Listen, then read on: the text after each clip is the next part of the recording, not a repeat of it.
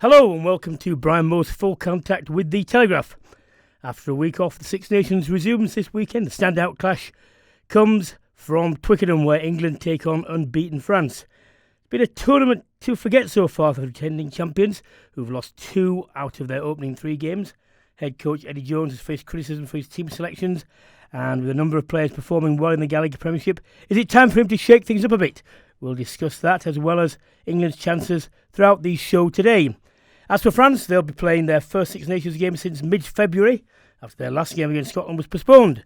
A number of French players broke COVID protocols, but amazingly, after an investigation, which was a blue wash, they were found to have done nothing wrong by leaving their bubble, and they've been granted permission to resume the tournament. We'll be speaking to the former French international Thomas Castaignède to get his reaction to this story and to look ahead to the clash, which will see France edge closer to a Grand Slam if they win. Elsewhere, Wales' unlikely march also towards a Grand Slam will surely continue when they take on Italy in Rome, and the 2 potential Lions coaches, Gregor Townsend and Andy Farrell, go head-to-head in Edinburgh as Scotland hosts Ireland. As ever, we'll be answering your questions, including the latest on the Lions tour. But alongside me, and it's appropriate because it's International Women's Day today, is the World of Hall famer and former England back row Maggie Alphonsi. Hello, Maggie. Hello, Brian. Thank you for having me on. That's Great to be here on a special day. Yes, absolutely. Well, listen, Women's Day is every day in my household because there are 5 women and me. So that's I never get a vote anyway. Look, it's been a poor Six Nations so far for England. A lot of our guests have shared their thoughts on what's been going wrong so far. Can I ask you to do that as well? Sure. I think there's been a lot of points made about England's recent performances. For me, I think the first one is obviously, the spine of the England team, those key Saracens players who are in decision-making positions haven't necessarily put in their best performances. Billy Vunipola was one who was very open about, not necessarily performing at his best. Had a better performance though, definitely not last weekend, the weekend before that. So he's definitely stepped that up. But I think, some of the key players hadn't necessarily stood up. What about the captain? Because Lawrence Delalio was speaking to the Telegraph, and he said that Itoje or George should replace Farrell. See, look, Brian, you know what it's like to lead a team, and I think when it comes to Owen Farrell, I think it's really hard to be I imagine it's really hard to be a captain at fly half. Look, I'm not fly half. I don't know what it would be like, but the pressure on your shoulders, and I think Farrell has had some ups and downs. We've seen him over the last few seasons, take on that captain mantle, and at times the way he communicates with the referee sometimes isn't necessarily appropriate. I think that some of the best captains, the best captain I've ever witnessed has definitely been Richie McCaw. Oh, yeah. He rarely got red cards or yellow cards. I don't think he ever got a red card at all in his career, but he obviously got a couple of yellow cards. And it's because of the way he communicated, that relationship that he built up with the referees. Sam Warburton was another one when he was captain, was very good at that. So I think people would say, Owen Farrell probably could do that a lot better. I'll tell you another thing, Maggie. Referee management. Another thing from fly half is this. Is given that penalties are almost always around set pieces or breakdowns, forwards are generally around there. And a captain who is a forward is generally just next to a referee or very close. If you're a fly half and something happens, you've got to come running in, which makes it, seem as though you're interfering. When, say, Alan Wynne-Jones used to just stand next to the referee, and McCaw just stand and say, sure. Can I ask you about that? Very, very matter of fact out the corner of your mouth. Whereas Owen Farrell runs in, and he's got a very blunt northern accent, and it looks like an assault. I do think there should be in a team various different types of captains, So I think you're right. You've got to have. We always talk about a pack leader. It's like, Brian. Have someone in the pack who can definitely communicate with the referee. Most referees only want to speak to the captain. So I look, for me, I've always loved a captain to be a forward. But again, some of my best captains have been 9 and 10. So as long as they're in a decision-making role, who've got the vision to see the whole game and understand the whole picture. Sometimes you probably could say forwards don't always have that option to be able to see the whole game, what's happening in front of you, could focus on, the contact, the set piece, all of that really. So yeah, I totally agree with you. I do think you kind of need a player who's closer to the referee, who can communicate them when something happens at that very moment in time, rather than having someone out in the back just to run all the way in.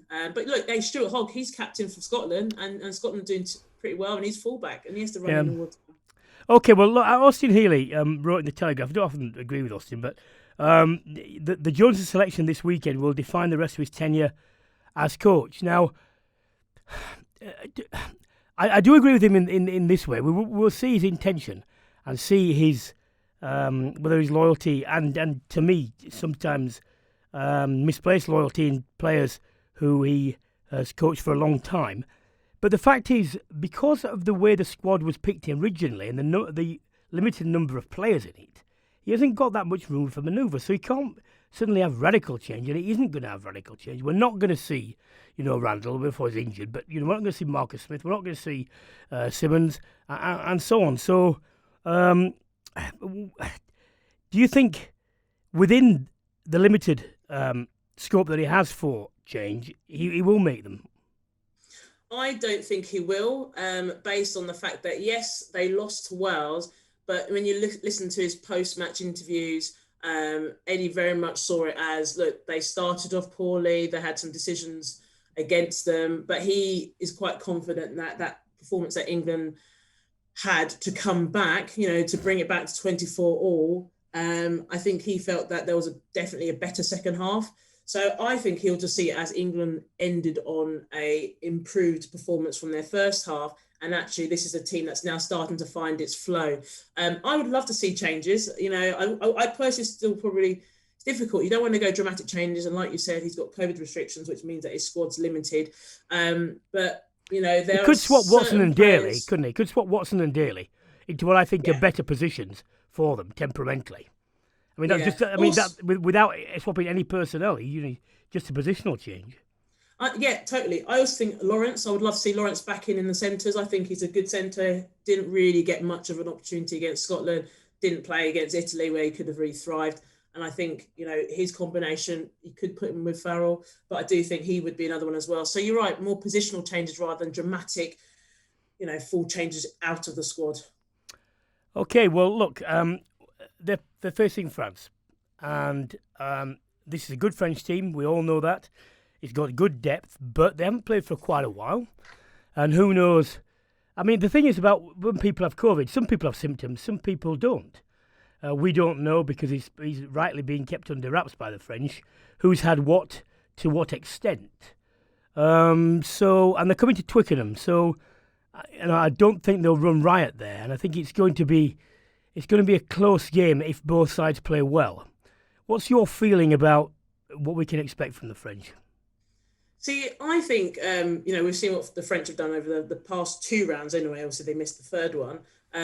Some exciting rugby, especially when their top players are informed. They've also got two key players coming back into the squad. So Ntamak has come back and Fakatawa has come back as well.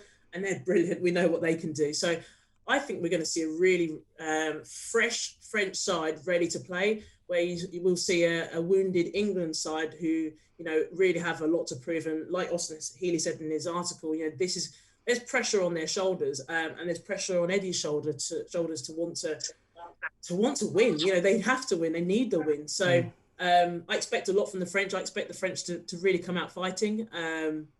I think it will be a close game. I'm going to put it out there. I think it will be a close game, but I know Thomas Castaignède is on the line and he probably might say something differently. Well, we'll be speaking to Thomas very, very shortly.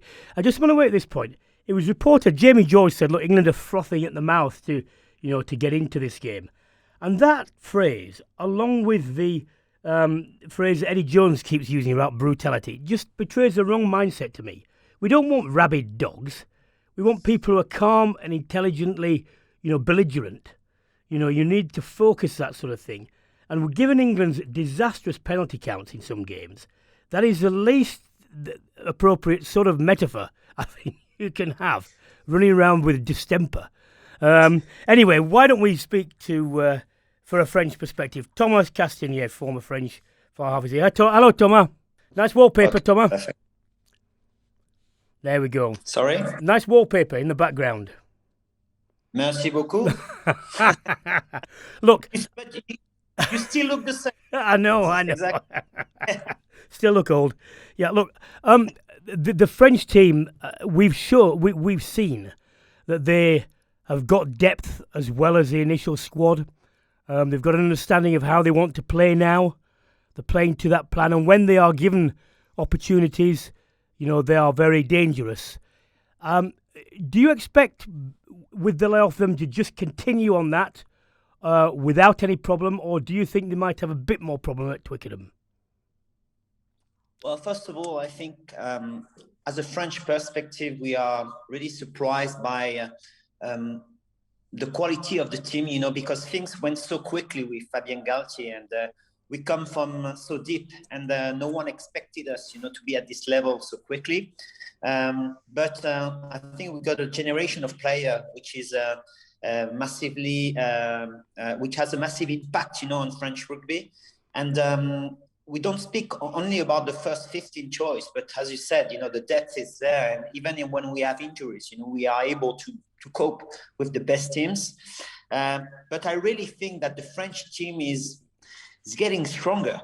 But when I see the other teams, I think the level is going down from the other Six Nations team. I think Wales, Ireland, they look like old teams. They seem to have the same players since 20 years, and they always play the same game, so they are very predictable. If I have to speak about England, I'm very surprised, because if you pick the players individually, I think the quality is there, but I don't understand why they play so bad, since the last 2 years. And I think with the quality of the players that they have, maybe it could be explained by the fact that the players of Saracens are not playing this year. They have a major impact, in the English team. But I cannot understand why they kick so much into the ball, why they were so enthusiastic. They produced such a good rugby, in the last 2 or 3 years. But then now they look completely, lost. And I think there's now French rugby, we play totally differently. I think the quality in the player is there individually, but as a team, we really gel together. And I think we are the team to beat now in the Six Nations. Two things I wrote in my article for Telegraph today. Dupont and Olivon are two absolutely key players for France now. I think Olivon is assuming like a McCaw rugby, an importance of Richie McCaw was to the All Blacks. And I've said that even though England play on the edge, they need to get pressure specifically on these two players. If they can do that, what effect do you think it might have? Well, first of all, Olivon, if we have to speak about Olivon, he has been injured for 2 years in the last 4 years, and we thought at one stage that he was not going able to play at the highest level or even play again, rugby. And he came from Bayonne, and he signed for Toulon, so massive step for him. But as a player, he's got everything you need, to play at the highest level. And if you compare him to McCormick, I would compare him more to Kieran Reid, someone with speed, and someone who's able to make the yards, create some danger. And then when you have Dupont next to you, which is probably the best scrum half in the world at the moment, this guy is really unbelievable. He can create some danger when the team is struggling. He can. You always think at the start of the game that you're going to catch him, and I saw him play, for Toulouse in the last 2 years. He's unstoppable. He's really unstoppable, and so that's playing with these players. I think for the French team, for the pack. First of all, that even if you got some trouble, these players can add value to your balls, and for the back line, they only give you the good balls, so that's much easier to play. Maggie, So Thomas, obviously France round 3 game was postponed. Do you think it's going to have an impact on their ability to really put in a good performance against England then? Yeah, it will. You mean the confidence in the team? Yeah. Yeah, of course, but the confidence is there, and especially with some players who are coming back in the team, because we have Vakatawa who's coming back in the center, and this guy will have a massive impact, because even if the French team played really well in the first 2 games, I think Vakatawa has a massive impact when he's on the field. He was injured, at the start. Romain Tamac will come back too. he didn't have such a very good game with the French team against Brive this weekend, but when he has to play at the highest level, he will always deliver. So I think these two players, they know exactly all the tactics of the French team. Dupont and Ntamak, they play together all the time, so they are very linked. And so I think for the French team, it's a massive step. Even if we're going to miss, I think, one of the guys that we don't speak so much about, but he does a lot on the pitch. It's Gabin Villiers, a new winger. He's the new Vincent Clerc, on the wing. He's very strong with his upper body. He was very good in the sevens. He's been best player in Hong Kong, a few years ago. And this guy, he brings something to the team, all the time he plays, So I think we have all the ingredients to create, a good game in Twickenham, but we know French players that playing in Twickenham is never easy, and I'm pretty sure that England is not playing at the level they should play. So I think for that game, you always step up, to the next level, and I'm pretty sure that it's going to be very hard for us at Twickenham on Saturday. Can we ask? Go on, Maggie. Go. Do you think Vacatal will go straight in at 13? Because obviously Van Sant has been playing really well, hasn't he? At 13. But Vincent is not selected because he still have some issues with the coronavirus.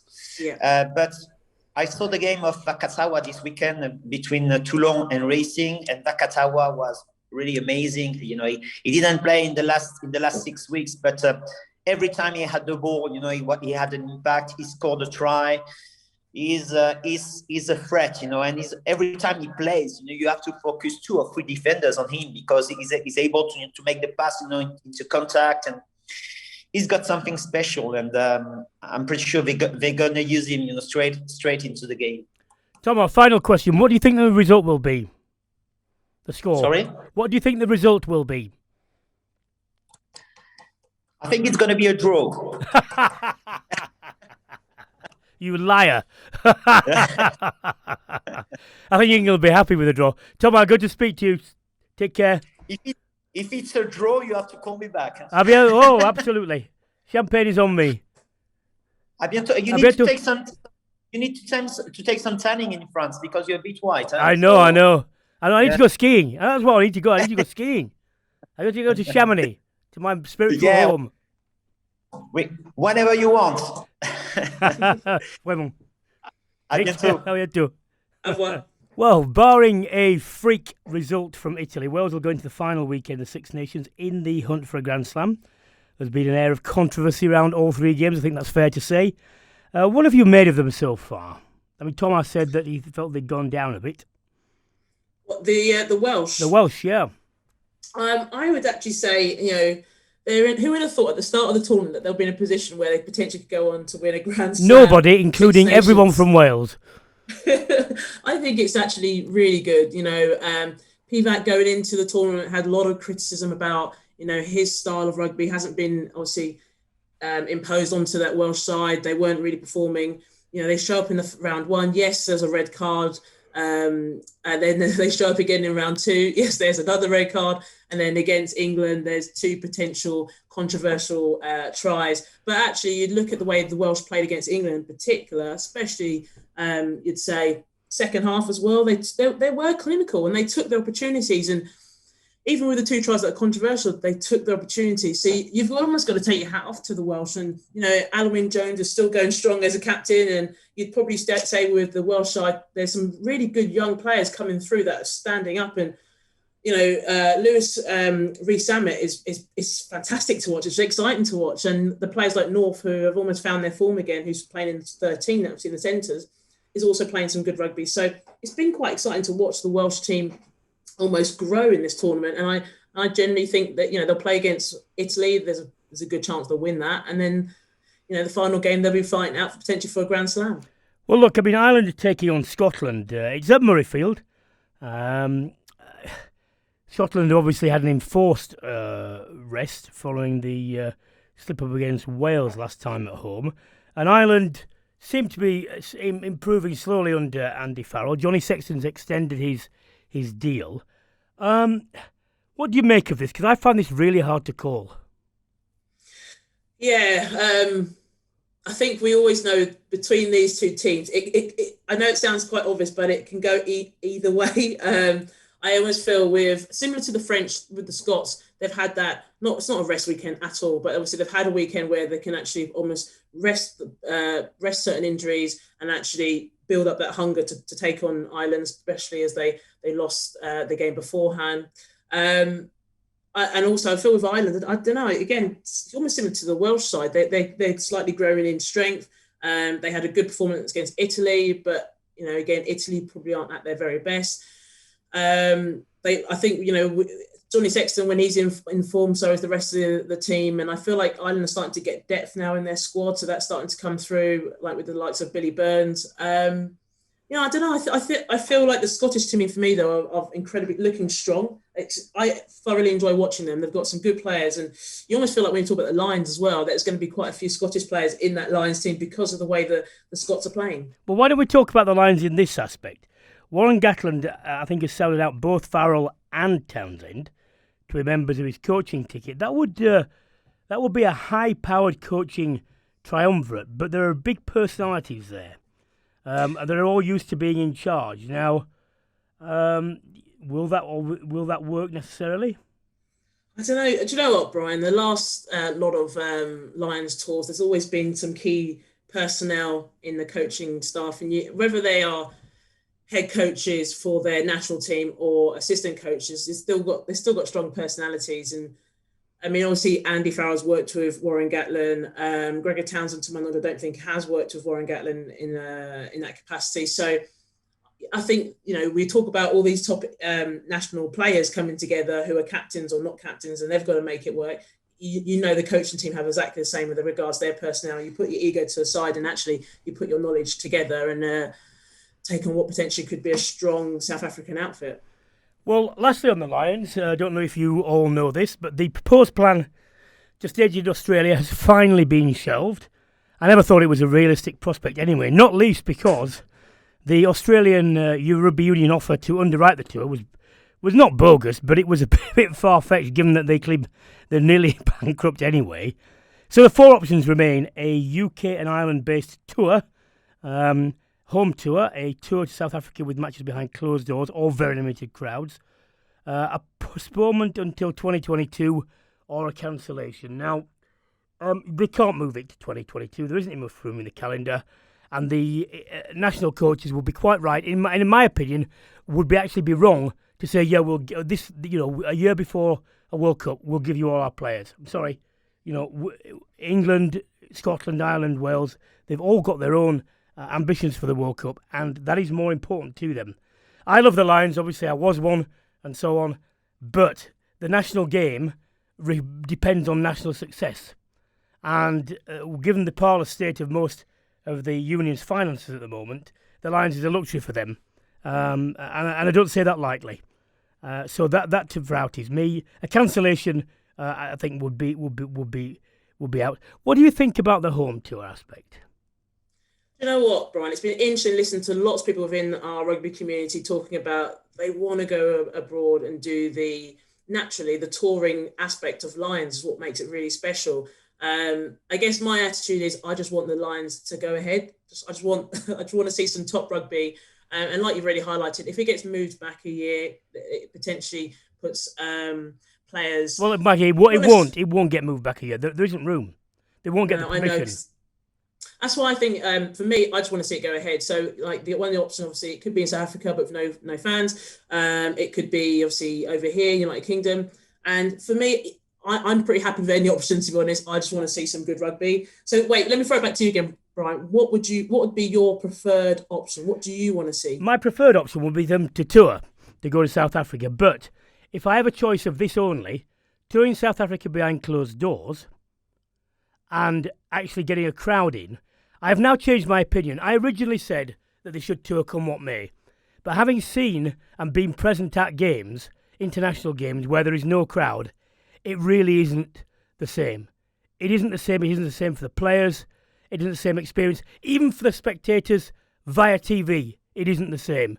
So for me, getting a crowd of some sort into these games is very important. And the the most likely prospect for that, to me, seems to be on these shores, given the vaccination programme that's been rolled out, given the relaxation of the rules. And I think if we don't have these idiots like Hartley Brewer get things wrong, then we may well be able to have this as a last lockdown and gradually ease other things. And that would be great because, who knows, we could start off with a 20% crowd. It may be built. And by the time it comes around, we could get that. It's not ideal. But then again, you also got to look at it from a South African point of view. They have got 400 odd players outside South Africa. They've got nearly 200 in the UK. And I don't know where do you live, Maggie?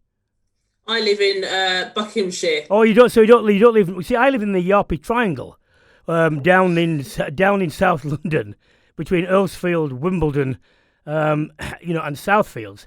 And I could tell you, we've got 4 South African supermarkets. It is full of South Africans, and they, will be desperate to get tickets and money. So you might at least have a balanced crowd as well, a little bit of a balance.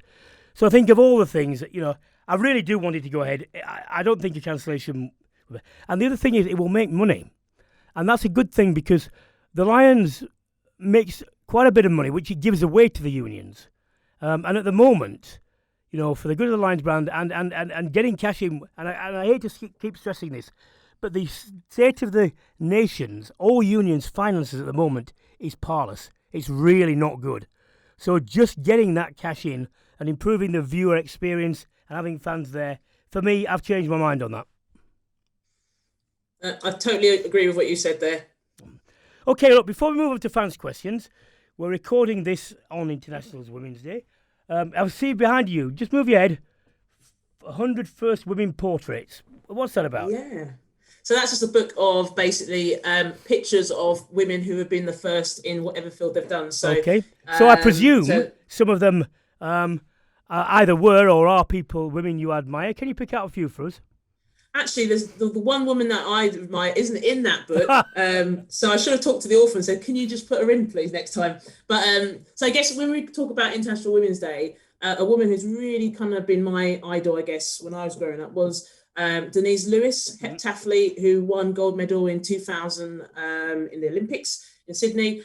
Just amazing, someone who I think growing up, rugby, obviously I liked rugby, but I didn't really think too much about it. And the sports that always attracted and appealed to me was athletics. I always wanted to be a sprinter or running the relay in the final of the Olympics. But, for her, she sort of looked like me, had a similar background to me, and I was really inspired by that. And I think when we talk about International Women's Day, it very much is about that, isn't it? Like if you can't see it, you can't be it. Or we can also say if you can't see it, it's hard to be it. And I think when I saw her, I thought, well, I could really potentially make it as a top athlete. And even though I didn't go down the world of athletics or heptathlon, I still sort of saw her and thought, well, I could also be a top athlete. And then obviously I found rugby later on. But she definitely was a person who kick-started my momentum to want to be successful. Meghan Markle?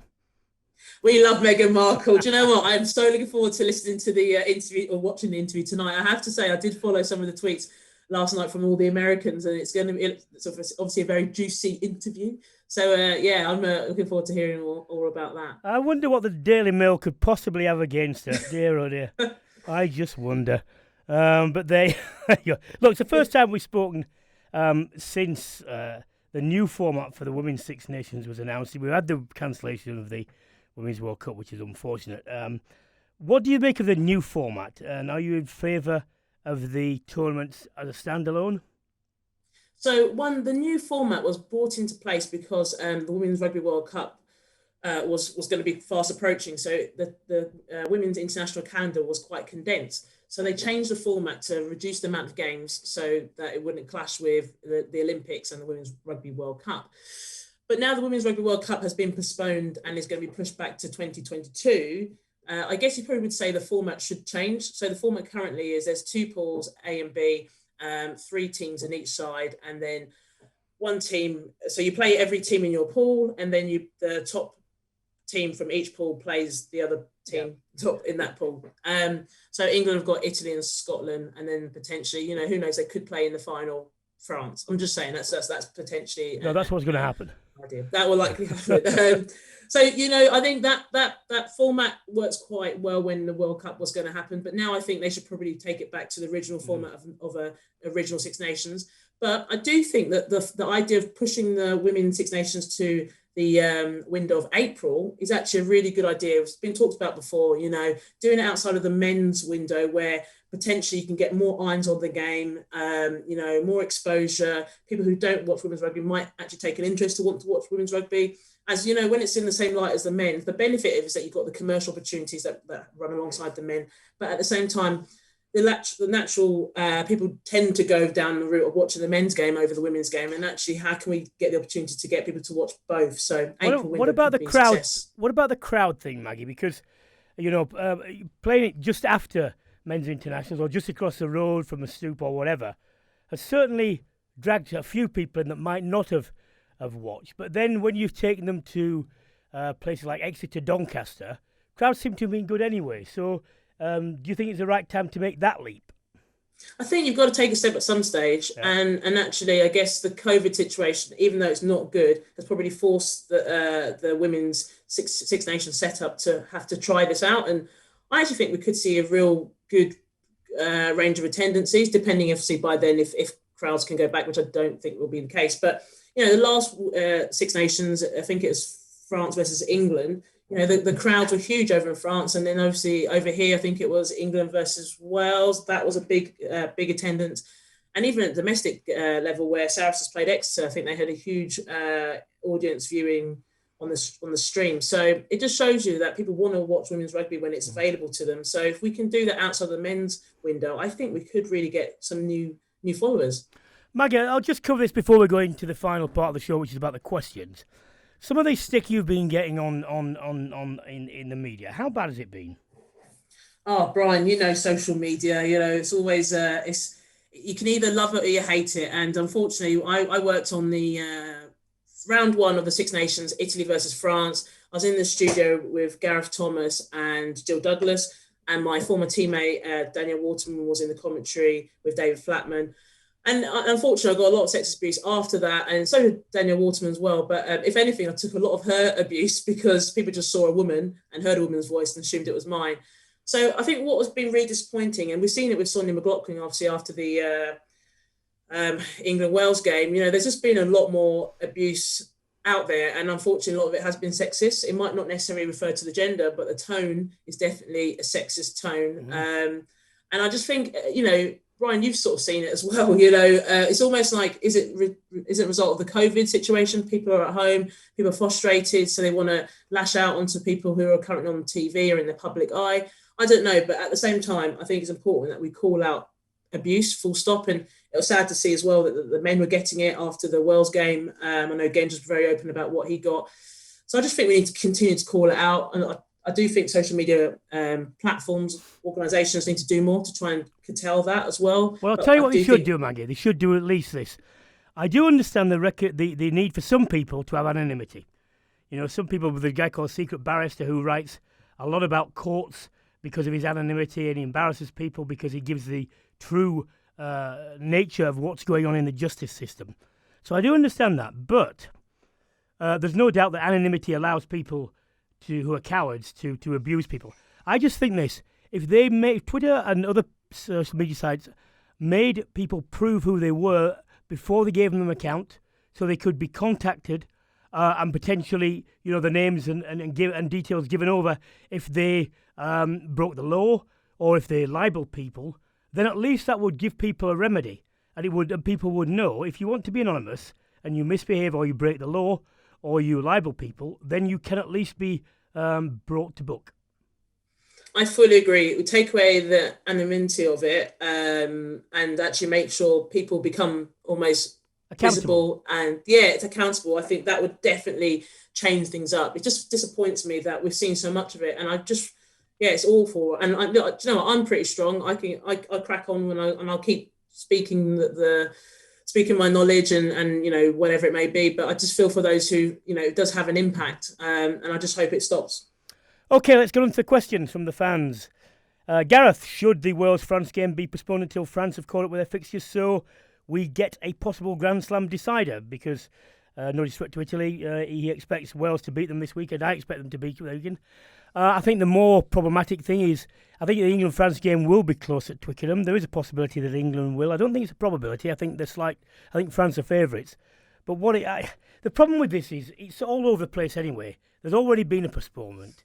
Once you start doing this, who knows where we may be, what happens between then and then. You set it up if there's another COVID outbreak or I'm afraid, Gareth, for me, it's just got to go ahead as it is. Not ideal, but that's the way it is. Okay, why don't you answer this one from no less a person than the Frenchman Michel Roux Jr., who's a Quins season ticket, or good lad, is Michel. How good are Quins? And is it time for England to look to the future, by which you think he means Don Brandt and Marcus Smith in particular?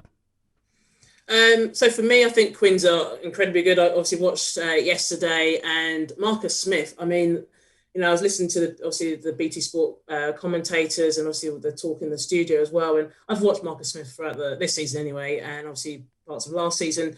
And the guy is sensational. You almost think to yourself, why has he not had the chance properly at England to really have a go? He's been obviously an apprentice player and so on.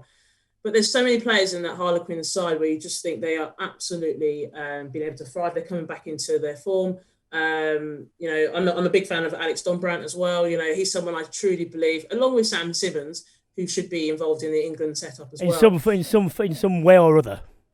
Yeah, totally. Because I think, there's players like that who, they've got the stature, but also quite good leaders. I mean, I know Don Brandt got carded in the game yesterday, but I think there's players like that who just really do stand up and who are key and integral and could really make an impact at the international level. But there's always questions about, does Eddie see certain players at club level as international players? I think that's where... Well, the thing is, Maggie, as you know, he won't find out whether they can play international rugby if he doesn't play them. I totally agree with you. Hey, look, Harry Randall, for me, I think he's sensational at Bristol, and obviously now he's injured. But, God, I'd love to have seen him at international... sensational at Bristol, and I'd love to have seen him play for England and see what he could have done. But, like I said, just don't get a chance to really get a run out. Couple more. One from Gregory. Do you think there was an obvious first choice scrum half for the Lions? No, not a standout. Several candidates. I wouldn't say... No, I wouldn't put much or any money on any particular person. Maggie? I am with you there, Brian. I always think about, what's the Six Nations team of each week, and sometimes Youngs has some good bits. Then I think Ali Price does some good stuff. I think it's a real mix at the moment now. So I think there's definitely that line shirt, that number 9 shirt, the starting shirt is definitely up for grabs. Okay, last one for both of us. I'll answer it first, then I'll give you a bit more time to think about it. These aren't what are your England highs, what are your England lows? Well, I tell you what, England lows, obviously the Grand Slam game in 1990, which I've just stopped having therapy about. It's only 30 years. The England loss to Wales, though, in the quarter-final of the 87 World Cup was such a dire, awful game and performance that I tell you, in terms of actual lows in performance, that was the one. So those two with England. And, of course, losing to Australia in the World Cup final. But in terms of actual lows of performance, quarter-final 87. Maggie, lows. So the question is, what's the worst lows that I've had for England? Yep. So for me, I'll just pull out one really. The main one for me was losing to New Zealand. Just losing to New Zealand full stop is always a low. Losing to New Zealand in 2010 in the Women's Rugby World Cup final in England. I think that was the one at Quins, wasn't it? That was at Quins, the Stoop, and we only lost by 3 points. I know, I was there. I was watching. Oh, I still think we were robbed. I mean, obviously, no, we weren't robbed. I mean, they're such a good side. Just to lose them, and for me, it was the second time I'd lost them in the final. It was quite devastating. I just thought in that game, I thought they just kicked better from hand. I thought their range of kicking was better. They actually had in that game, I think from what I remember, 2 yellow cards. So at one time they were playing with 13 players and we had 15 and we still didn't beat them. So I thought they were brilliant and they did deserve to win on that day. Okay, well, that's all we have time for this week on Brian Moore's Full Contact with the Telegraph. When we come back, we'll be dissecting what happened at Twickenham. Did England arrest France's seemingly inexorable domination of European rugby? Did Wales stay on track? Of course they did.